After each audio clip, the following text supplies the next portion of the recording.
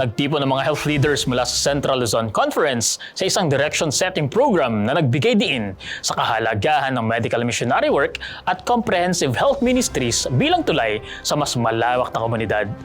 Ang detalye ng pagtitipong ito, ihahatid ni Edison Aceveros Jr.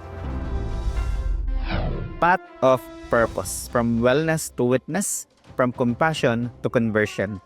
Iyan ang naging tema sa katapos lang na health seminars para sa mga health leaders or health officers mula sa iba't ibang iglesia ng Central Luzon Conference. Nagtipon ng mga health leaders mula Area 1 hanggang Area 5 ng Central Luzon Conference sa Coqueco Hall para sa programang inorganisa ng Adventist Health Leaders and Professionals Association o ALPA. Sa umagang sesyon, binigyang diin ni Pastor Cesar S. Magbatas Jr., Health Director ng Central Luzon Conference, na ang medical missionary work ay pundasyon na gawain ng Ebanghelyo. Samantala, pinahayag ni Ma'am Lani Flor Malabad, Health Director ng Northern Luzon Philippine Union Mission, na ang Adventist health message ay isang kaloob at pamana mula sa Diyos.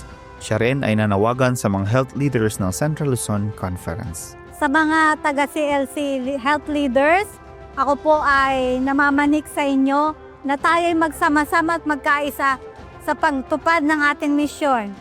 Sa Divine Service, ibinahagi ni Dr. Lane Alfanoso, Health Ministries Director ng Southern Asia Pacific Division, na ang mga 7-day Adventists ay bumubuo lamang ng humigit kumulang 1% ng populasyon ng Pilipinas. Dahil dito, binigyan din niya ang kahalagahan ng Comprehensive Health Ministries bilang tulay upang maabot ang mas malawak na komunidad sa pamamagitan ng praktikal na paglilingkod, malasakit at presensya ng pag-ibig ni Kristo sa araw-araw na buhay ng mga tao. So ito pong programang ito is a way for them to know the 1-year plan and even yung 5-year plan ng Health Ministries Department. Ang sabi nga ng saying, any program without a plan is planning to be a failure. That's why importante ito para alam nila kung ano ang gagawin nila at i-implement sa local churches. Sa commitment service, hinamon ni Dr. Alfanoso ang mga health leaders na maging buhay na patotoo ng Ebanghelyo.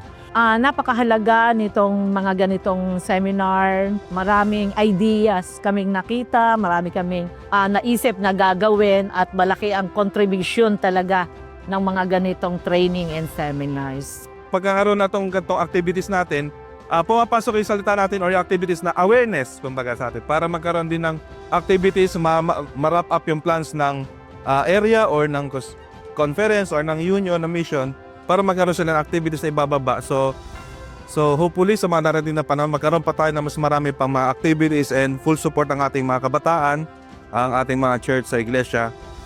Pagpapalain tayo ng Panginoon sa ganitong activity.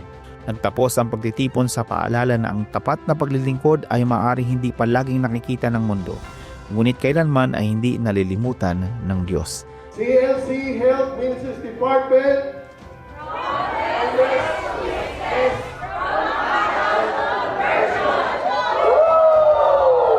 Naghahatid ng balitang may pag-asa, ako si Edison Aceveros Jr. para sa Home Today, HCNT News.